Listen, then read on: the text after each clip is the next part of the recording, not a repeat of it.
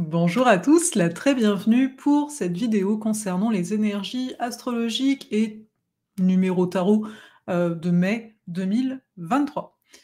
Je suis très heureuse d'être là avec vous pour ce mois de mai, pour voir un petit peu les énergies qui nous attendent. Et comme vous en avez l'habitude, on fait un petit bilan hein, pour le mois d'avril. Personnellement, j'ai trouvé que c'était un mois vraiment très dense. On était sous la force en tant que telle, donc à voir à votre niveau la gestion de votre énergie, la gestion de vos émotions, à quel point c'était peut-être fluctuant.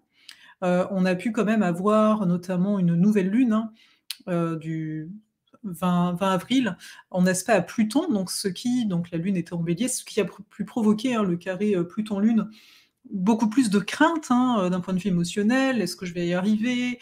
Est-ce que, il y a peut-être quelque chose que je dois changer totalement dans ma vie? Ça a pu créer des affaires un petit peu comme ça. Donc on voit ici un peu le lien avec l'arcane de la force qui nous demandait, quelque part de maîtriser, de pas être l'esclave d'une certaine façon de nos émotions, de pas courir dans tous les sens et peut-être, vous me direz, pour certains, ça a pu être plus difficile bien sûr, parce que, ça dépend de là où on en est à chacun, ce qu'on est amené à vivre.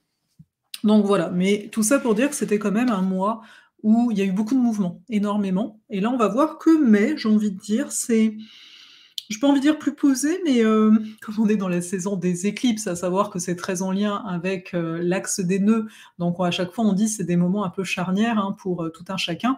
Ben, voilà, on va voir qu'est-ce que nous réserve ce mois de mai. Je suis Farah Sabi alias Ozalé et j'aime à vous accompagner à travers ces vidéos et mes différents accompagnements à mieux vous connaître à travers l'astrologie afin de créer une vie qui vous corresponde au-delà de tout conditionnement. Donc, on a, vous avez dû le voir dans le titre de cette vidéo, au mois de mai, on est accompagné du pendu. Donc c'est intéressant le pendu, c'est-à-dire que juste avant, on était avec la force, non, comme je vous le disais, voilà, comment je vais, maîtriser mes émotions, comment je vais, gérer mes ambitions également, hein, il y avait de ça. Et là, on arrive au pendu. Donc c'est comme si, OK, si tu as appris à gérer tes différentes énergies, en fait, hein, tout simplement dans la force, tu as peut-être vu que, il y avait trop de quelque chose et pas assez, d'autre chose. Avec les énergies taureau très présentes, c'est très d'actualité. J'avais fait un live, il y a l'onglet live, hein, sur la chaîne YouTube, vous pouvez aller voir. Bref, donc c'est quelque chose d'actualité. Et là, on est au pendu. C'est intéressant. Le pendu, en fait, dans l'arcane, le personnage qui est pendu, ça se voit qu'il va bien, en fait, hein. Il est pas pendu de force, il a l'air quand même relativement serein.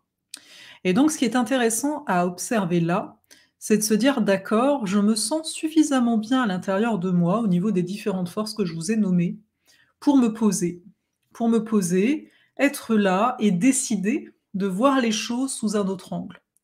C'est intéressant parce qu'une grande majorité, la moitié du mois de mai est sous l'égide, de Mercure rétrograde en Taureau, et donc il y a vraiment quelque chose de l'ordre très concret, très dans la matière, de se dire: «Est-ce que les choix que j'ai faits, les décisions que j'ai prises jusqu'ici, est-ce que ça me convient toujours? Est-ce qu'il n'y a pas une autre façon, peut-être pour certains, de gagner de l'argent, pour d'autres, une autre façon de vivre mes relations, une autre façon de me prioriser?» hein, les thèmes très, Taureau ici dans ma vie. Donc le pendu va nous aider à ça, et donc à chacun, ça va être ici d'accepter l'immobilité, hein, et peut-être même de s'immobiliser de façon, voulue, hein, exprès, parce que c'est dans cette immobilité qu'on va permettre, on va avoir l'espace, on va pouvoir recevoir des visions différentes par rapport à des choses qui sont assez rigides dans notre esprit, hein. Mercure nous parle de nos schémas, notre façon de penser, et là, on peut très bien imaginer qu'il y a des choses qui sont assez rigides, et là, il y a comme une possibilité d'ouverture. Donc le pendu dans son bel aspect, c'est ça. C'est cette décision de se dire: «Attends, attends, attends, je vais prendre le temps parce que j'ai besoin d'autres visions». Donc on peut aussi peut-être être ouvert aux visions des autres davantage pendant cette période-là. Ça ne veut pas dire qu'on va, aller dans un sens ou dans un autre pendant ce mois-ci, parce que pour rappel, le mois prochain, on sera dans la mort. Donc voilà, il y aura peut-être quelque chose qui va davantage être acté. Il y a un changement assez radical qui va pouvoir s'opérer, une transformation en tout cas, qui va pouvoir s'opérer au mois de juin. Mais pour le mois de mai, moi je le ressens vraiment comme un mois de préparation où on nous invite à prendre le temps, à poser les choses. Pour certains, dépendant toujours, hein, c'est une continuité, bah, peut-être que ce pendu, ça va être problématique dans le sens où on pourrait être feignant, on pourrait justement avoir du mal à se bouger, on pourrait être dans la fuite, le côté: «Ah non, je suis ailleurs et je ne veux pas du tout voir la réalité qui est là». Donc ça va être à nous tous, de prendre garde à ça, à prendre garde à: «Est-ce que là, je suis quelque part dans une énergie de construction quand même, ou est-ce que je suis dans une énergie de fuite où j'ai pas envie de voir les choses?»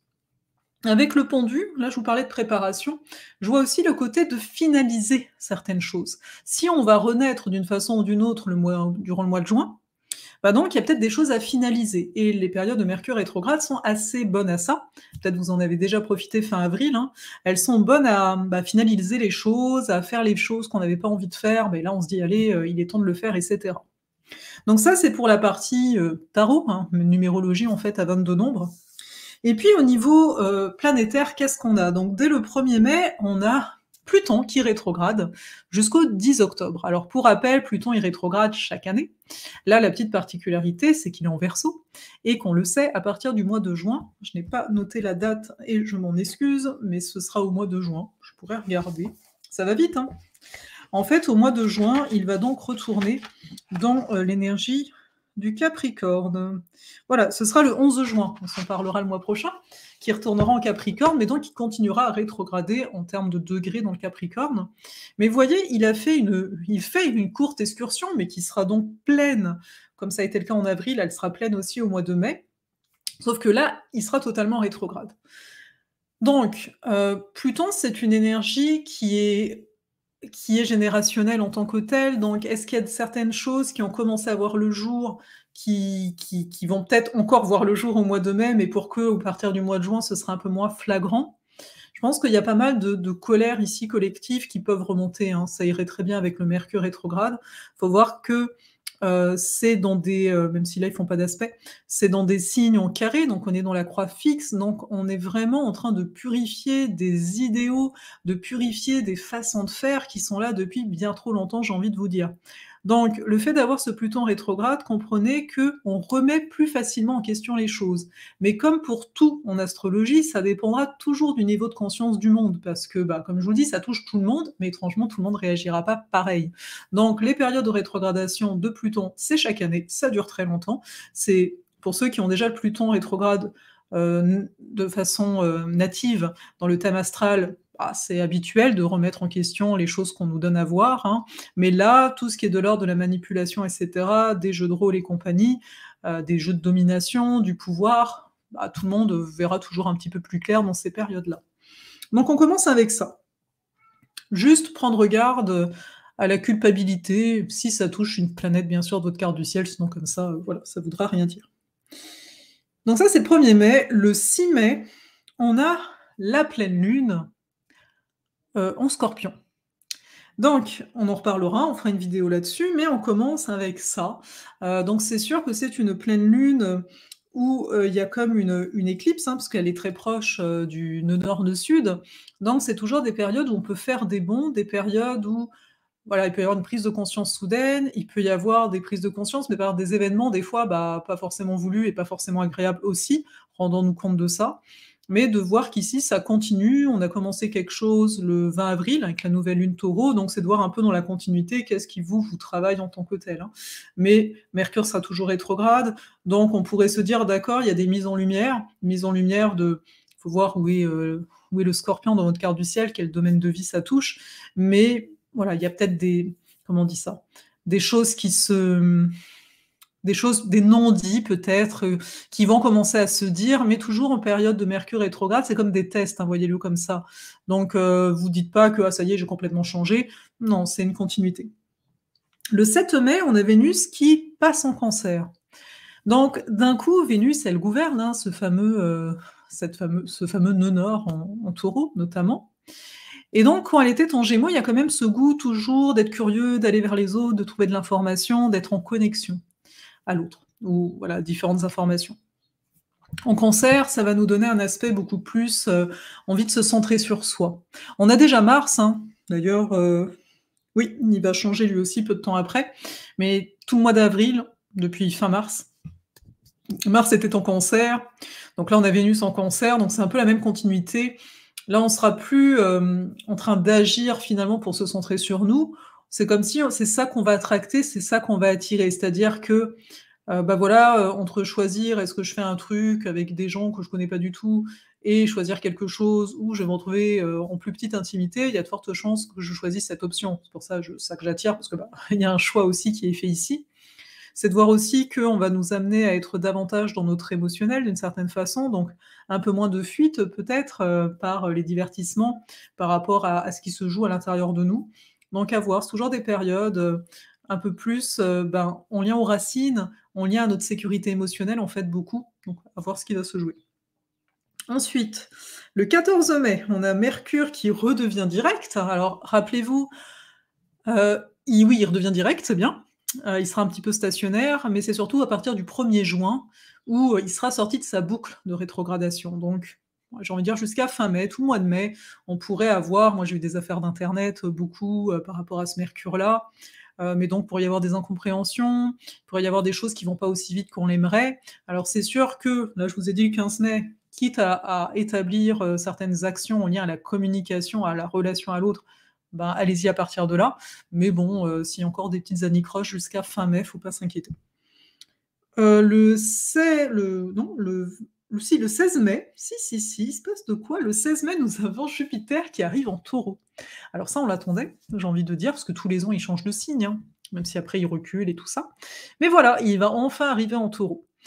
Alors à voir. Jupiter, c'est toujours celui qui amplifie. Et là, on peut se dire, mais il va amplifier quoi? Parce que il y a pas mal de qu'on a beaucoup de planètes en Taureau dans le ciel, voilà, universel. Il y a beaucoup ce rapport à la quantité, ce rapport à la productivité, ce rapport, au manque également, ce rapport à notre corps. Bah, donc là, en fonction de chacun, bah, à suivre. Qu'est-ce qui est présent dans votre vie? Peut-être qu'est-ce que ce Mercure rétrograde va mettre en lumière au niveau de votre fonctionnement? Il y a de fortes chances qu'avec un Jupiter qui va suivre comme ça va permettre alors le bon aspect, c'est l'épanouissement de ce qui sera ressorti de tout ça, ou au contraire, il y aura une amplification. Donc ça va enfin, l'épanouissement, c'est aussi une forme d'amplification, mais c'est juste de comprendre ici que ça va aller dans un sens ou dans un autre. Enfin, ça dépend ce qui est là. Lui, il fait qu'amplifier, donc si c'est un truc, bien pour vous, c'est chouette, il va amplifier ça. Si c'est moins bien pour vous, il va amplifier aussi ça.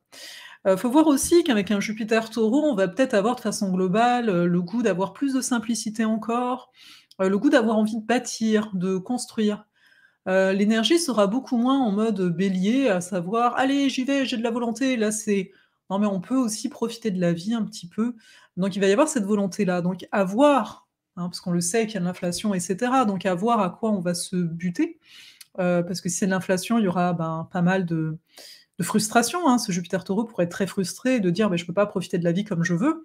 Ou est-ce que, bah, voilà, chacun va essayer de trouver sa simplicité, c'est un des mots du Taureau, pour pouvoir se sentir au mieux. Ensuite, on continue, le 19 mai, nous avons la nouvelle lune, en Taureau, une nouvelle lune qui est assez bien soutenue, donc on va bien voir, hein, quand on regardera le degré Sabian et cetera, qu'est-ce qu'elle va bien vouloir nous dire, mais sachez que, bah, voilà, c'est dans ces eaux-là, donc une nouvelle lune avec ici un Jupiter Taureau. Ça va quand même les énergies, là, se renouvellent vraiment, on pourrait dire.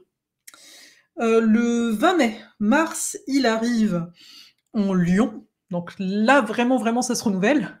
Ça fait longtemps qu'on n'a pas eu d'énergie Lion, mais en même temps, voilà, il arrive, ça veut dire quoi? Opposition à Pluton, hein. Donc, il y aura quelque chose de l'ordre de comment, exister, être dans notre unicité dans le groupe. Comment ne plus se perdre dans le groupe. Voir peut-être, là je pense par exemple, tout ce qui est enfin je trouve d'ailleurs que ça a déjà bien évolué, avant, les gens sur les réseaux, je trouve, hein, suivaient les autres gens, beaucoup pour leur ego, hein, pour leur côté lion, on pourrait dire, tu vois? Et là, j'ai l'impression que ça change pas mal. Donc, Mars, c'est quand même notre capacité à agir, donc là, c'est agir pour quoi? Agir pour notre authenticité, pour ce qui résonne réellement pour nous.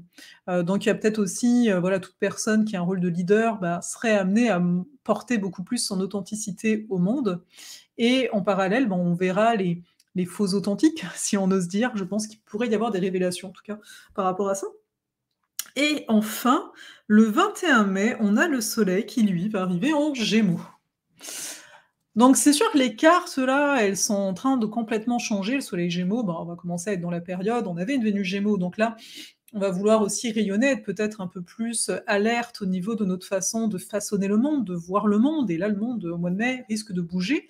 En même temps, c'est parce qu'il y a du mouvement, hein, parce que les énergies Taureau, c'est plutôt des énergies qui ont du mal justement à bouger et là, on voit que les planètes, elles changent de signe, ça nous ramène d'autres éléments, hein, tout simplement. Donc on verra bien comment ça va se vivre, mais j'ai bien hâte de découvrir avec vous là, chaque semaine, les énergies de façon beaucoup plus précise et bien sûr de vivre cette période. D'ailleurs, j'en profite parce qu'on est au mois de mai, mais le mois de juin arrive. Je vous rappelle simplement que je serai à Chartres et à Grenoble, parce que pour rappel, je suis à Montréal présentement, pour donner un atelier sur ça s'appelle «Au cœur de Vénus», c'est une journée.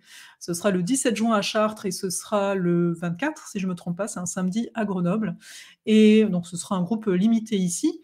On va aller à travers les 4 éléments en lien à Vénus et on va donc voir c'est quoi nos valeurs, quels sont nos types de relations, est-ce que voilà, s'il y a du monde qui va me dire: «Bah, voilà, j'ai un peu de mal, je suis très attachée» ou quoi que ce soit, on va voir dans la carte du ciel, bah, c'est quoi qui peut, créer ça et en même temps des exercices pour justement mieux comprendre nos limites, mieux comprendre nos besoins et cetera. Donc quelque part des ateliers pour se faire du bien, je pense qu'on en demande.